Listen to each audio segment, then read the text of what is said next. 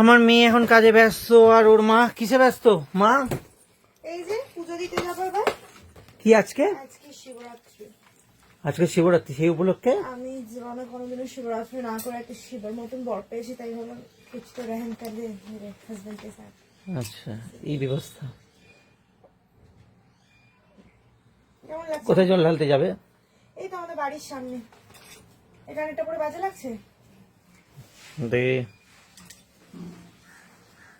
ঠিকঠাক। মা তুমি কি করছো এটা?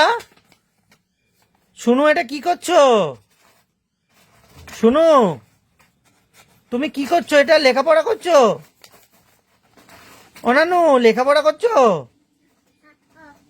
ক লিখছো? ক? এ বাবা, এটা মুখে দেয়। ওখানে লেখ, ওখানে কাগজে লেখ, কাগজে লেখ। হ্যাঁ লেখ।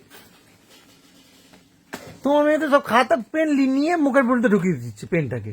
এটা ভালো লাগছে। দেখি, খারাপ এটাও নয়। কি হচ্ছে? যেতে হবে আমাদের।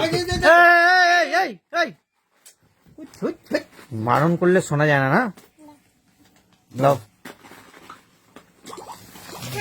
অনুকে নিয়ে যেতে হবে আজকে, অনেক কাজ। আমাকে এখনো গাড়ি সার্ভিস করাতে যেতে হবে, মানে নতুন স্কুটিটা, আমাদের স্কুটিটা সার্ভিসে যেতে হবে, অনেক কিছু কাজ আছে। এবার ভাবছি কখন কি করব। স্কুটিটা বললো আজকে দেবে না, স্কুটিটা দেবে আবার আজকে দিয়ে এলে কালকে পাওয়া যাবে। আমি রিকোয়েস্ট করেছি যে আজকে দিয়ে যদি বিকালবেলার মধ্যে পাওয়া যায় হবে না, তো দেখি। হবে না? তুমি কটায় দিচ্ছ দেখো স্কুটি। এখন বাজে, তোমরা টাইমটা দেখে নাও, এখন বাজে 12:10। এত টাইট, হ্যাঁ ডান দিকের ব্রেকটা প্রচন্ড টাইট। হ্যাঁ, ব্রেক গুলো সবই সার্ভিস হবে। আর একে দেখো, আরে দাঁড়া না। হ্যাঁ হ্যাঁ হ্যাঁ, নাট টাট সব ভালো করে টাইট দিয়ে দেবে। চলো বেরোই, দেখি গাড়িটাকে সার্ভিসে দিই। কি বলছে গাড়িটা কতক্ষণের মধ্যে দেবে না দেবে কিছুই বুঝতে পারছি না।